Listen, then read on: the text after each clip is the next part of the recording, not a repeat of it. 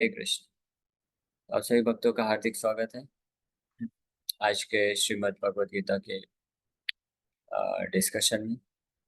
तो आज हम लोग चर्चा करेंगे सेकंड चैप्टर, श्लोक संख्या 24। तो कल हमने 23 नंबर श्लोक पे परसों चर्चा किया था, जहाँ भगवान कृष्ण बता रहे, नयनम छिन्दन्ति शस्त्राणि नयनम दहति पावकः न चैनम क्लेदयन्त आपो न शोषयति मारुतः।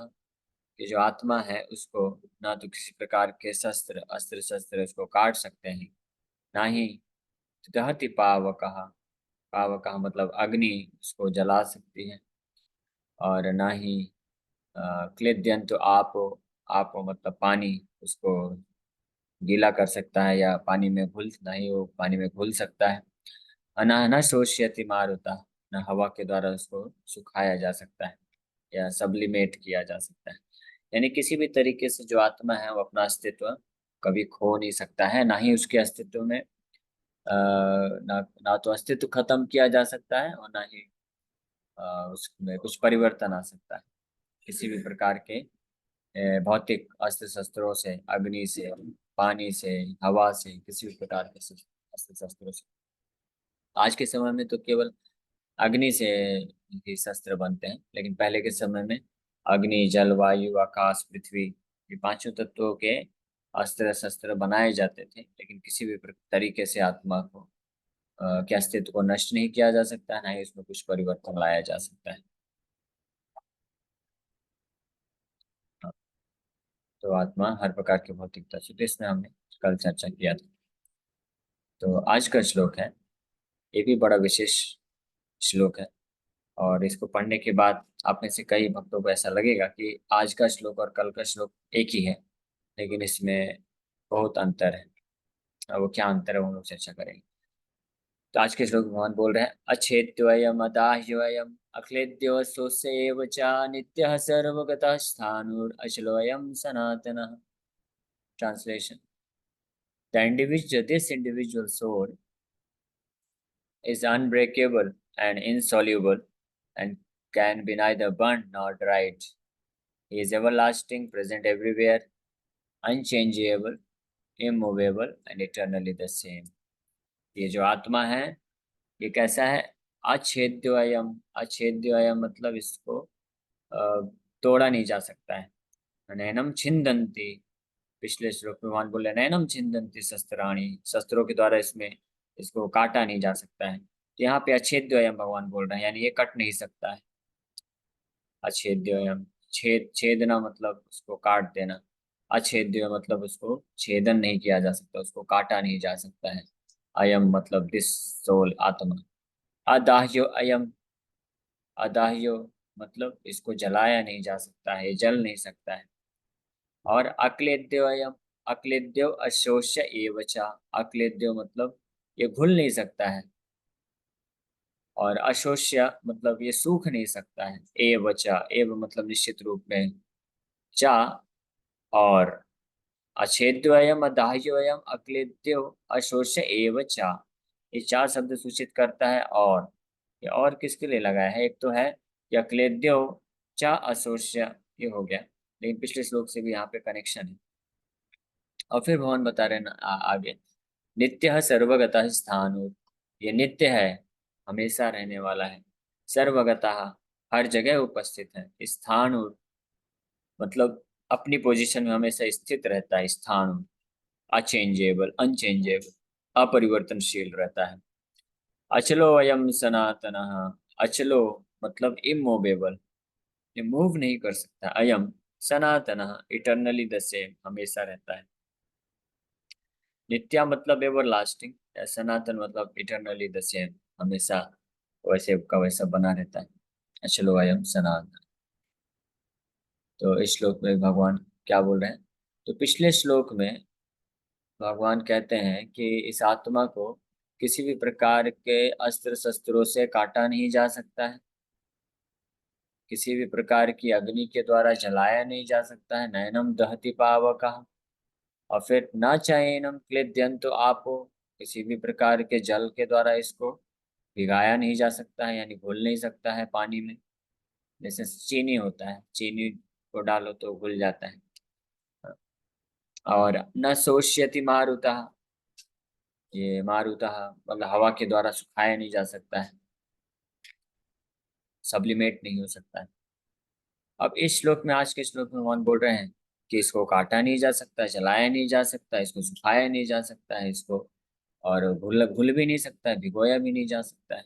एक तो ये बताएं, और साथ ही साथ में तो बोले नित्य सर्वगता स्थान, ये हमेशा है, हर जगह है। और स्थान और मतलब चेंजलेस है, चेंज परिवर्तन पर अपरिवर्तनशील है। अचलो अयम सनातन, इमूवेबल है, यानी एक स्थान से दूसरे स्थान नहीं जा सकता है। अयम सनातन, इटर्नली द सेम। इनका क्या मतलब है, तात्पर्य पढ़ के थोड़ा इस पर विचार विमर्श करेंगे। All these qualifications of the atomic soul definitely prove that the individual soul is eternally the atomic particle of the spirit whole. Prabhupada ji निष्कर्ष में बता रहे हैं कि ये सब आत्मा के इन जो गुणों के बारे में चर्चा विचार विमर्श करके भगवान कृष्ण जिस प्रकार से बता रहे हैं, पिछले लगभग 12-13 श्लोकों में हमने ये जो भी चर्चा किया, तो इससे केवल यही साबित होता है, ये प्रूफ होता है, डेफिनेटली, डेफिनेटली मतलब निश्चित रूप में ये सत्य हो जाता है, साबित हो जाता है कि जो जीवात्मा है वो इंडिविजुअल सोल जो है, यानी व्यक्तिगत जीवात्मा हमेशा जो है भगवान के अणुवंश के रूप में रहती है। कभी ऐसा नहीं हुआ है कि आत्मा, कोई भी जीवात्मा जो है भगवान के अणुवंश से जाके भगवान में मिल जाए, विलीन हो जाए। ये डेफिनेटली निश्चित रूप में यहाँ पे प्रूफ हो रहा है। And he remains the same atom eternally without change, इसलिए नित्य सर्वगत स्थानु रचलो अयम सनातन बोल रहे हैं भगवान कि ये हमेशा नित्य है और सनातन है, हमेशा रहता है, without change. The theory of monism, monism मतलब निराकारवाद या ब्रह्मवाद। मोनो का मतलब होता है एकात्मवाद। The theory of monism is very difficult to apply in this case because the individual soul is never expected to become one homogeneously.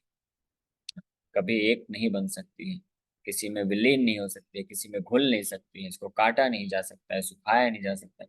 ये सारे जो चीजें क्वालिफिकेशन से आत्मा की ये प्रूफ करते हैं, साबित करते हैं कि आत्मा सनातन रूप में जो है हमेशा व्यक्तिगत अणु आत्मा के रूप में सनातन रूप में रहता है, कभी इसमें चेंज परिवर्तन नहीं आ सकता है।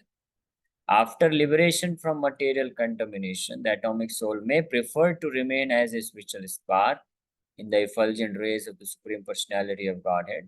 But the intelligent souls enter into the spiritual planets to associate with the personality of God. तो मुक्ति को प्राप्त करने के बाद कोई जीवात्माएं, उनके पास चॉइस रहती है, या हम बोल सकते हैं कि हर जीवात्माओं के पास तीन प्रकार की चॉइस है, तीन चीजों को चूज कर सकते हैं, और तीनों ही परिस्थिति में वो हमेशा सनातन अणु आत्मा के रूप में एज इट इज, यथा रूप, जैसी आहे तशी वो बने रहते हैं। इसलिए प्रभुपाद जी ने गीता लिखा, भगवद गीता यथा रूप। उसी तरह से जीवात्मा यथा रूप बना रहता है, अणु आत्मा के रूप में सनातन रूप में बना रहता है, चाहे वो किसी भी प्रकार का चॉइस को स्वीकार करे। जीवात्मा चाहे इस भौतिक संसार में रहने को स्वीकार करे, या आध्यात्मिक संसार में भगवान का नित्य दास सेवक के रूप में बन के, उनका पार्षद रूप में बन के उनका सेवा स्वीकार करें, या भौतिक जगत से मुक्त लेकिन आध्यात्मिक जगत को ना स्वीकार करके केवल ब्रह्म ज्योति में ही जो है स्थित रहने के लिए स्वीकार करें। लेकिन तीनों ही अवस्था में जो है जीवात्मा हमेशा सनातन रूप में, अपरिवर्तनशील रूप में बना रहता है। पहली अवस्था को, जो भौतिक संसार की अवस्था है, उसको बद्धावस्था बोलते हैं या कंडीशनड स्टेट बोलते हैं, जहाँ पे जीवात्माएं बद्ध होते हैं संसार में और बार बार जन्म मृत्यु का सामना करना पड़ता है। और उसके कारण ये जो चार प्रकार के दुख हैं, जन्म मृत्यु जरा व्याधि, और तीन प्रकार के क्लेश हैं, मिजरीज, आध्यात्मिक क्लेश, अधिभौतिक क्लेश, अधिदैविक क्लेश। इन क्लेशों और समस्याओं का सामना करना पड़ता है, दुख का सामना करना पड़ता है जब कोई भी जीवात्माएं चूज करते हैं या स्वीकार करते हैं इस भौतिक जगत में रहना, तो उनको इस प्रकार से बंधन में रहना पड़ता है, जेल में रहना पड़ता है। और जब कोई जीवात्माएं अपने आप को समस्त प्रकार के भौतिक बंधनों से, भौतिक आसक्ति से मुक्त करने करके वो अगर या तो ब्रह्म में लीन हो सकते हैं, ब्रह्म में जाके स्थित हो सकते हैं, या तो आध्यात्मिक जगत में जाके वैकुंठ के किसी लोक में जाके भगवान के पार्षद बन करके उनका सेवा में संलग्न हो सकते हैं। ये दोनों ही अवस्था मुक्ता अवस्था कहलाती है। लेकिन इन दोनों ही अवस्था में जो जीवात्मा होती है, यहाँ पे बड़े स्पष्ट रूप में भगवान कृष्ण इस बात को स्थापित कर रहे हैं कि दोनों ही अवस्था में जो जीवात्मा है वो हमेशा एक अणु आत्मा के रूप में, सनातन रूप में, बिना परिवर्तन के अपने स्थित रहती है। तो जब वो निराकारवाद या ब्रह्मवाद का पालन करता है, तो वो भगवान के जो शरीर का तेज है, उस तेज के किरण में जाके एक एटॉमिक, स्पिरिचुअल एटॉमिक पार्टिकल के रूप में वहां पे बस स्थित रहता है, जहाँ पे वो उदासीन अवस्था में रहता है। हाँ, ओम शांति शांति शांति, मतलब शांति है वहां पे, दुख नहीं है। दुख तो इस भौतिक जगत में है, लेकिन उस अवस्था में केवल वो इनएक्टिव पड़ा रहता है। हाँ, लेकिन उसमें मर्ज नहीं होता है। क्लियर कट यहाँ पे बता रहे हैं भगवान कृष्ण कि कभी भी जो ब्रह्मवादी होते हैं, निराकारवादी होते हैं, हालांकि वो सोचते हैं कि ब्रह्म में विलीन हो जाएंगे, लेकिन वास्तव में वो ब्रह्म में कभी विलीन नहीं होते हैं, ब्रह्म में जाके स्थित हो जाते हैं, है ना। जिस प्रकार से ये मायावादी लोग ये उदाहरण देते हैं कि तोता है, जब बाहर रहता है तो अलग अलग उसका आइडेंटिटी दिखता है, लेकिन जैसे एक हरे वृक्ष के अंदर घुस गया तो वो विलीन हो गया, उसका अपना सेपरेट एग्जिस्टेंस नहीं दिखाई देता है। तो ये बात सही है, सेपरेट एग्जिस्टेंस दिखता नहीं है दूर से, लेकिन तोता जो है, जो वृक्ष में जाके विलीन होता है, तो वास्तव में उसका अस्तित्व खत्म नहीं होता है। वो वृक्ष की किसी डाल में बैठा रहता है चुपचाप, हाँ, तो वो भी इंडिविजुअली बना रहता है। उसी प्रकार से जीवात्मा है, अगर निराकारवाद, ब्रह्मवाद का पालन करते हैं, तो वो ब्रह्म भगवान के जो तेज हैं, उस तेज में जो कि अनलिमिटेड स्पिरिचुअल एटम्स हैं, उसमें से जाके एक स्पिरिचुअल एटम के रूप में स्थित हो जाते हैं, इनएक्टिव स्टेज में रहते हैं। लेकिन क्योंकि आत्मा का स्वभाव है एक्टिव होना, सच्चिदानंद स्वभाव है, तो आनंद वहां पे नहीं मिलता है। तो उस आनंद की तलाश के लिए उस ब्रह्म पद से भी जो जीवात्मा होती हैं, उनका वापस से गिरने का चांस रहता है भौतिक जगत में, क्योंकि वो आध्यात्मिक जगत जा नहीं सकते हैं, क्योंकि उनको भगवान के नाम रूप गुण लीलाओं के बारे में पता नहीं है, भगवान का भक्ति नहीं है, भक्त नहीं है उनके हृदय में, तो वहां तो नहीं जा सकते हैं। लेकिन कुछ कार्य करने की एक्टिविटी, एक्टिव रहने का जो आत्मा का लक्षण है, उस लक्षण के होने के कारण उनको वापस से ब्रह्म पद से गिर करके इस भौतिक जगत में आना पड़ता है, और फिर से वापस से जन्म मृत्यु का सामना करना पड़ता है। और फिर अगर सौभाग्य रहा, किसी शुद्ध वैष्णव के संपर्क में अगर वो आते हैं, तो अगर भगवान की भक्ति मिलती है, तो फिर वो वैकुंठ धाम को जा सकते हैं। तो इस प्रकार से ये तीनों प्रकार की ही अवस्थाओं में जो जीवात्माएं हैं, वो हमेशा अपने सनातन स्वरूप में रहते हैं, अणु आत्मा के रूप में रहते हैं। ये यहाँ के 10-12 श्लोकों में बहुत ही स्पष्ट इसका स्पष्टीकरण हो रहा है, भगवान यहाँ पे बता रहे हैं। द वर्ड सर्वगता, all pervading, is significant because there is no doubt that living entities are all over God's creation. They live on the land, in the water, in the air, within the earth, and even within fire. The belief that they are sterilized in fire is not acceptable because it is clearly stated here that the soul cannot be burned by fire. Therefore, there is no doubt that there are living entities also in the sun planet with suitable bodies to live there. If the sun globe is uninhabited, then the word Sarvagata, living everywhere, becomes meaningless. तो यहाँ पे एक और बहुत ही interesting, बहुत ही अच्छी चीज बताया जा रहा है आत्मा के विषय में। भगवान बोल रहे हैं कि नित्य सर्वगता स्थान, सर्वगता, सर्वगता का मतलब होता है कि ये जो जीवात्माएं हैं, अणु आत्माएं हैं, भगवान के सृष्टि में हर जगह विद्यमान है। जो मायावादी लोग होते हैं, इस सर्वगता टर्म का, इस शब्द का गलत भाषा, मतलब गलत व्याख्या देते हैं। वो सोचते हैं सर्वगता मतलब कि जो इंडिविजुअल जीवात्मा है वो पूरे ब्रह्मांड में व्याप्त है, लेकिन ये गलत है, ऐसा है ही नहीं। क्योंकि जैसे मैं हूँ, मैं इंडिविजुअल आत्मा, हम सब इंडिविजुअल आत्मा है, व्यक्तिगत हम जीवात्मा है। तो क्या हम हर जगह विद्यमान है? हमको प्रश्न पूछना चाहिए। अगर हम हर जगह विद्यमान है, तो क्या हम हर जगह हमारे चेतना हम जान सकते हैं कि अमेरिका में अभी क्या चल रहा है, ऑस्ट्रेलिया में क्या चल रहा है, स्वर्गलोक में क्या चल रहा है? क्या हम जान सकते हैं?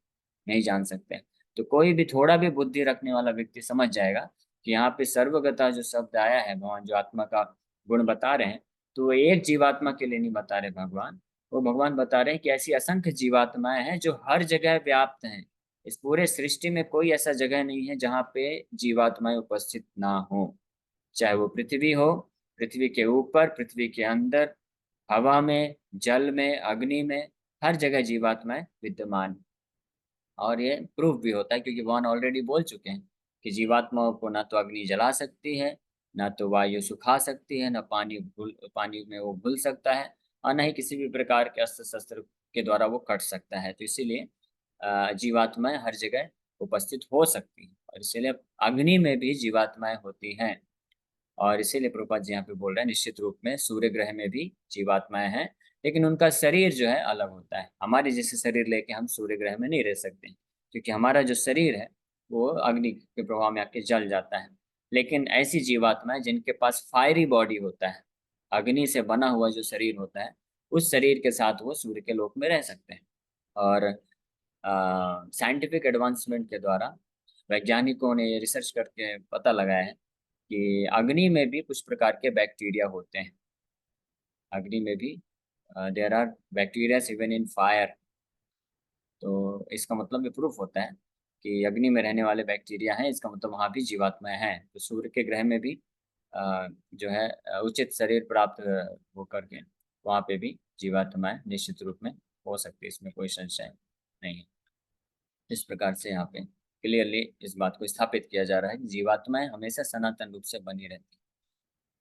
कि ये 23 नंबर श्लोक और 24 नंबर श्लोक जो हमने कल और आज किया, इसमें भगवान बता रहे हैं कि जीवात्माओं का वो काटा नहीं जाता शस्त्रों से। पिछले श्लोक में बताया अग्नि से जलाया नहीं जा सकता, जल के द्वारा गीला नहीं हो सकता है, यानी घुल नहीं सकता जल में, और हवा के द्वारा वो सूख नहीं सकता है, यानी सब्लिमेट भी नहीं हो सकता है।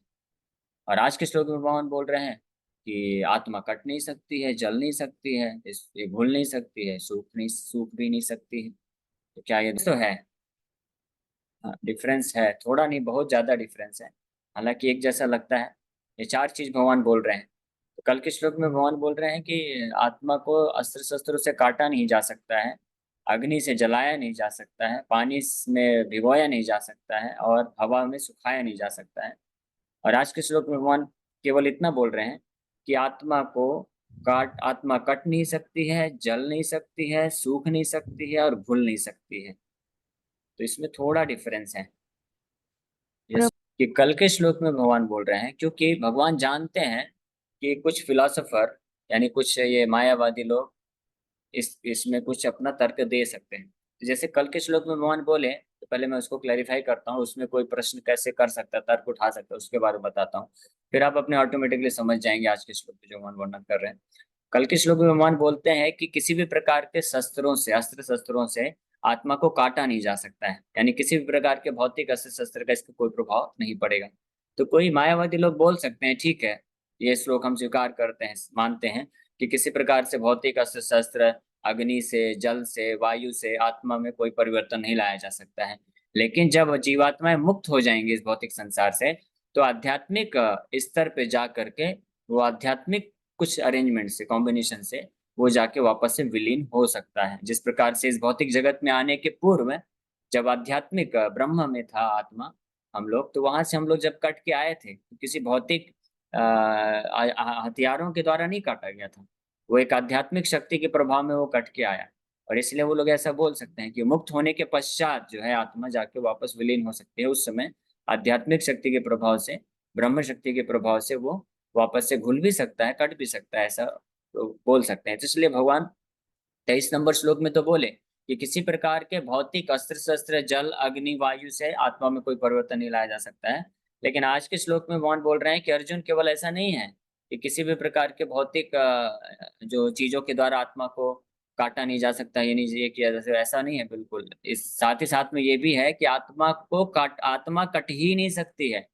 चाहे वो अस्त्र शस्त्र हो, अस्त्र शस्त्र तो काट नहीं सकते हैं, और इसके अलावा भी किसी भी तरीके से, चाहे वो भौतिक शक्ति हो या आध्यात्मिक शक्ति हो, किसी भी तरीके से आत्मा कट ही नहीं सकती, उसका स्वभाव ही नहीं है, ये बताया जा रहा है।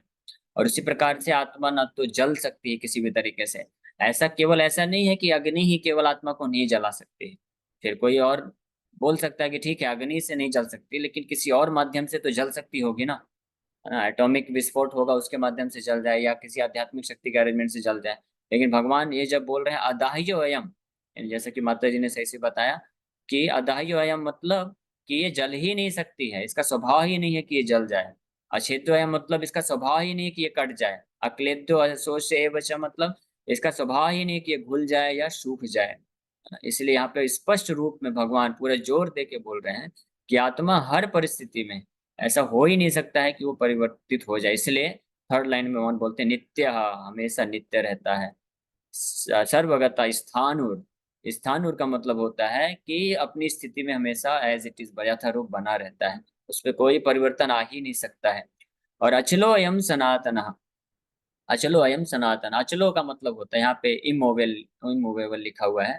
प्रभुपाद जी इसको बताते हैं, हालांकि तात्पर्य में प्रभुपाद जी ने इसके बारे में वर्णन नहीं किया है, लेकिन प्रभुपाद जी के लेक्चर में प्रभुपाद जी इसके बारे में वर्णन करते हैं कि अचलो अयम सनातन। अचलो मतलब होता है कि इस भौतिक संसार में जीवात्मा जब आता है तो अलग अलग भौतिक शरीर को प्राप्त करता है। तो ये भौतिक शरीर समय के साथ मूव करता है, मूव करता मतलब इसको, ये भौतिक शरीर जो है चलता हुआ, मूवमेंट होता है समय के साथ। कैसे बच्चे से वो जवान बनता है, फिर बुढ़ापा होता है, फिर दूसरा शरीर प्राप्त करता है। इस तरह से अगर आप करोड़ों करोड़ों साल का एक हिसाब किताब लेंगे तो एक जीवात्मा का शरीर जो है बार बार मूव होता जाता है, चेंज होता जाता है, मूव हो रहा है।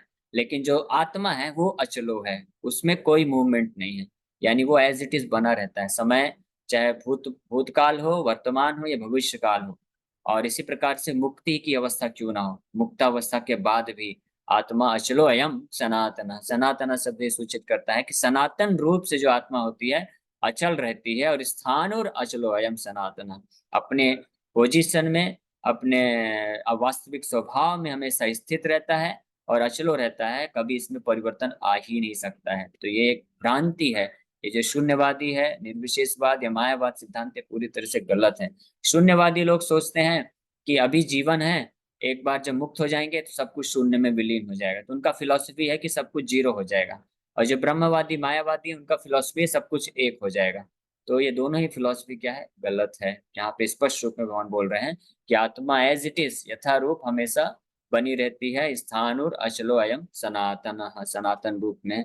और वो क्या है, ममई वांशो जीवलोके जीवभूत सनातन, की सनातन रूप से जो आत्माएं होती हैं भगवान के नित्य अंश होती हैं। और अंश का मतलब ये नहीं है, अंश का मतलब भौतिक परिकल्पना के अनुसार नहीं समझना चाहिए। भौतिक परिकल्पना के अनुसार, मटेरियल कॉन्सेप्शन से, जो भौतिक विचारधारा है उसके अनुसार अंश का मतलब ये प्रतीत होता है कि जैसे कोई पेपर का टुकड़ा है, उसको तोड़ दिया तो वो जो टूटा हुआ भाग है उसको अंश बोलते हैं। लेकिन यहाँ पे अंश का मतलब है कि जो आत्मा है वो भगवान से टूट के नहीं बना है, भगवान से पूरी तरह से भगवान और जीवात्मा हमेशा सनातन रूप में स्थित रहते हैं। अंश का मतलब होता है कि भगवान के जो दिव्य गुण है वो कंप्लीट एंड होल है, और आत्मा के अंदर भी वही दिव्य गुण होते हैं, लेकिन बहुत ही स्मॉल अमाउंट में होते हैं, इसलिए उसको अंश कह के बोला गया है। ठीक है। तो इस प्रकार से इस श्लोक में भगवान पूर्ण रूप से ये स्थापित कर रहे हैं कि आत्मा है हमेशा स्थित रहता है। और इसीलिए जो आत्म कल्याण के लिए ही केवल कार्य करेगा तो वो वास्तविक अपना जीवन का उद्धार कर रहा है। इस बात से इसलिए भगवान यहाँ पे अर्जुन को प्रेरित कर रहे हैं कि अपने कर्तव्यों का पालन करो और आत्मा के नष्ट होने के बारे में विचार मत करो। कल हम लोग चर्चा करेंगे 25 नंबर श्लोक, ये भी बहुत महत्वपूर्ण है, आज के और परसों के कल के श्लोक से कनेक्टेड है। भगवान इसमें बताएंगे अव्यक्त अयम अचिंत्य अयम अविकार्य अयम उच्यते तस्मादेवं विदित्वैनं नानुशोचितुमर्हसि। तो इस 25 नंबर श्लोक तक भगवान का ये जो आत्म तत्व के बारे में व्याख्या है ये लगभग कंप्लीट होता है। 26 नंबर से लेकर के 2-3 श्लोकों में भगवान अब अरे इस बात का चर्चा करने वाले हैं कि अगर कोई आत्मा को नहीं मानता है तो भी उसको भौतिक शरीर के लिए कार्य करना नहीं चाहिए। ये हम लोग कल चर्चा करेंगे। हरे कृष्ण। तो आप इस किसी वक्त का प्रश्न तो पूछ सकते हैं। प्रभु जी, प्रश्न है प्रभु जी। ये अनचेंजेबल, इमूवेबल और इटरनली द सेम, ये 3 बार उन्होंने एक ही आइडिया बता रही है ना कि immovable, unchangeable and eternally the same, तो वो हाँ, अलग अलग है या? थोड़ा सा डिफरेंस है। इटर्नली द सेम, इटर्नली मतलब सनातन है, यानी हमेशा एज इट इज बना रहता है।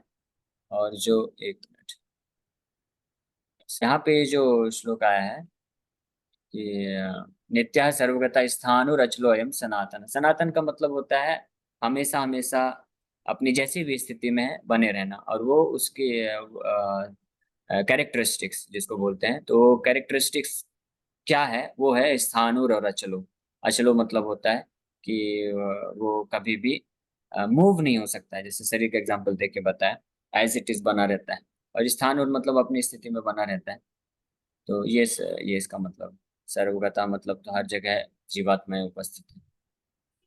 ठीक है, तो नहीं, मोरलेस अनचेंजेबल, रूल्स। अनचेंजेबल और इमूवेबल में क्या डिफरेंस है यहाँ पे? हाँ, अनचेंजेबल और ये लगभग सेम ही है, यहाँ तक मुझे भी समझ में आ रहा है। अनचेंजेबल मतलब भी उसमें कोई परिवर्तन नहीं होता है, और अचलो मतलब भी इमूवेबल, मतलब उसमें कोई परिवर्तन नहीं होता है। अचलो शब्द जो है वो मटेरियल के कंपैरिजन में, ये मैटर के कंपैरिजन में वो मूव नहीं करता है। जिस प्रकार से मैटर जो होता है, भौतिक पदार्थ होती है, भौतिक शरीर है, भौतिक जगत है, तो वो समय के साथ परिवर्तित होता रहता है। लेकिन ये जो आत्मा है, उस समय के साथ परिवर्तित मटेरियल फॉर्म, मटेरियल वर्ल्ड में रहते हुए भी वो उसमें परिवर्तन नहीं होता है। इस बात को ये इसलिए अचलो, अचलो शब्द मतलब चलता नहीं है, यानी मूव नहीं करता है। और जब स्थानुर बोला जा रहा है तो अनचेंजेबल है, यानी तो ये तुलनात्मक नहीं है, ये इसका नेचुरल इटर्नल कैरेक्टरिस्टिक्स ही है कि वो अनचेंजेबल। इस प्रकार से ऐसा समझ सकते हैं कि दोनों सिनोनिम भी हैं, लेकिन एक एक जो अचलो है वो भौतिक जगत से कंपैरिजन करते हुए उसको अनचेंजेबल बताया गया है। प्रभु जी। मोरली जब इस मटेरियल वर्ल्ड में, भौतिक जगत में जब तक आत्मा रहती है तो आत्मा इनएक्टिव रहती है। बस उसके प्रेजेंस रहने से, उपस्थिति रहने मात्र से शरीर में कॉन्शियसनेस रहता है, और मन बुद्धि फंक्शन करता है, व्यक्ति कर्म करता है, और कर्म के अनुसार, पाप या पुण्य के अनुसार उसको अलग अलग सुख या दुख की प्राप्ति होती है। लेकिन जो समस्त प्रकार के जो कार्य करता है वो इंद्रियों से करता है, और वो कार्य करने की जो प्रेरणा है इंद्रियों को, वो मन और बुद्धि प्रदान करते हैं। और मन और बुद्धि में ही, मन में ही विशेष रूप से इच्छाएं होती हैं अलग अलग, जो तीन गुणों से प्रभावित होता है। तो आत्मा का वास्तविक रूप में केवल इतना ही रोल है कि आत्मा ने चूज किया है कि मैं भगवान से विमुख होकर के मैं भौतिक जगत में जाके भोग करना चाहता हूँ। तो उसके लिए अच्छा। भगवान ने पूरा सिस्टम दिया है उसको। एक मिनट मुझे कंप्लीट कर लेने दीजिए। तो भगवान ने उसको कंप्लीट सिस्टम दिया है, मन बुद्धि अहंकार और ये भौतिक शरीर का, ग्रॉस बॉडी का, इंद्रियों का, जिसके माध्यम से वो आत्मा जो इस भौतिक संसार में जो अपना भोग करने का इच्छा है वो पूरा कर सकता है। क्योंकि आत्मा खुद से, आत्मा जो है स्पिरिचुअल है, आध्यात्मिक है, इसलिए वो खुद जो है इस मटेरियल वर्ल्ड में, भौतिक जगत में खुद से कुछ कर नहीं सकता, इनकम्पेटिबल सिचुएशन है। इसलिए उसको ये फैसिलिटी दिया गया है, और ये फैसिलिटी ही वास्तव में सब कार्य करते हैं। प्रकृति क्रियमाणानि गुण कर्माणि सर्वशः, गीता में भगवान खुद बोलते हैं कि वास्तव में आत्मा कुछ नहीं करता है, ये सारे हम्म। प्रकृति के तीन गुण ही कराते हैं उसको, मन बुद्धि और इंद्रियों के माध्यम से। आत्मा बस उपस्थित है, उसने बस ये डिसाइड करके रखा कि मैं यहाँ पे रह के, इंडिपेंडेंटली रह के मैं कुछ सुख भोग करना चाहता हूँ। और इस इल्यूजन को एक्सेप्ट कर रखा है कि आई एम दिस बॉडी। तो जब तक ये मोह है कि मैं ये शरीर हूँ, तो इस टर्म्स में हम बोल सकते हैं कि आत्मा जो है कर रही है, लेकिन वास्तव में आत्मा कर नहीं रही। आत्मा पूरी तरह से एक्टिव तभी होती है जब इस संसार को छोड़ करके, मुक्त होकर के भगवान के धाम को प्राप्त करते हैं, तो अपना ओरिजिनल जो स्वरूप है उसमें आकर के आत्मा का खुद का स्पिरिचुअल माइंड, इंटेलिजेंस और सेंसेस होते हैं, उसके द्वारा वो भगवान का नित्य सेवा करती है। वही आत्मा का एक्चुअल एक्टिविटी है। हरे कृष्ण। हरे कृष्ण प्रभु जी। प्रभु जी, एक चीज जो अभी आत्मा के ऊपर डिस्कशन चल रहा है, उसके एक चीज आई थी। जैसे हम लोग बोलते हैं ना, एनर्जीज वर्क करती हैं। जैसे कल परसों किसी प्रभु जी ने भी पूछा था कि हम मंदिर जाते हैं तो हमारी एनर्जीज अच्छी फील होती है। तो ये आत्मा को इफेक्ट करता है? क्योंकि आत्मा तो किसी भी चीज से अफेक्टेड नहीं होती है। क्योंकि हम भक्ति करते हैं तो आत्मा को याद आता है कि भगवान के साथ हमारा क्या संबंध है। तो ये जो ओके ओके, कनेक्शन है, समझ गया। एनर्जी जो वो फील हो हाँ, रही तो है। ये दोनों को होता है, दोनों लेवल पे वर्क करता है। जब हम शुरू की अवस्था में जुड़ते हैं, मंदिर आते हैं, भगवान के नाम का जप करते हैं, भक्तों का संग करते हैं, तो उससे दोनों प्रभाव पड़ता है। एक तो हमारा जो मन है, बुद्धि है और चेतना है, वो क्या बोलते हैं, रजोगुण तमोगुण से ऊपर उठ के सतोगुण में आता है। तो भौतिक स्तर पे भी हमको ये इन्वायरमेंट, जो स्पिरिचुअल इन्वायरमेंट है, पहले सतोगुण में लेके आता है, तो उससे हमको पीसफुलनेस, शांति और सुख का अनुभूति होता है। और साथ ही साथ में पैरेलली ये जो कि मेन है उसका, ये बाई प्रोडक्ट है जो अभी मैंने बताया, जो योगेश को आज सुबह वन चर्चा कर रहे थे कि जब हम मंदिर आते हैं, भक्तों से मिलते हैं, भगवान का आरती अटेंड करते हैं, तो हमको एक अलग ही स्पिरिचुअल वाइब्रेशन फील होता है। तो वो सतोगुण है जो मन को इमीडिएटली फील हो रहा है आपको। लेकिन ये बाई प्रोडक्ट है, ध्यान रखना चाहिए। मेन प्रोडक्ट है, हम स्पिरिचुअल एसोसिएशन जब लेते हैं, भगवान के नाम का जप करते हैं, तो मेन प्रोडक्ट पैरेलली क्या होता है, आत्मा का शुद्धिकरण होता है। और आत्मा जैसे जैसे ये जो चेतना है, दूषित चेतना है, उससे मुक्त होता है, तो अपने आप का रियल जो सेल्फ रियलाइजेशन है, आत्म साक्षात्कार की स्थिति को प्राप्त करता है। और उस अवस्था में वो समझ पाता है कि मैं भगवान का नित्य दास हूँ। तो इस तरह से ये मेन प्रोडक्ट है, जिसको तुरंत एक्सपीरियंस नहीं किया जा सकता है, लेकिन बाय प्रोडक्ट तुरंत एक्सपीरियंस होता है कि आत्मा को मन को शांति और सुख का महसूस होता है। ठीक, ओके, समय हो सकते हैं। कर्म और धर्म एक ही है। जो व्यक्ति जानते हैं कि कर्म क्या है और धर्म क्या है, तो उनके लिए एक ही चीज होता है कि धर्म का मतलब, जैसे मैं बताया, जो प्रिस्क्राइब ड्यूटी है, निर्धारित कर्तव्य को ही धर्म बोला जाता है शास्त्रों के द्वारा। और निर्धारित कर्तव्य दो प्रकार के होते हैं, शरीर के और आत्मा के, जिसमें से आत्मा के कर्तव्य धर्म या कर्म है, भगवान का भक्ति करना, सेवा करना, वही महत्वपूर्ण है, वही सर्वश्रेष्ठ धर्म है, और वही कर्म भी है हमारा।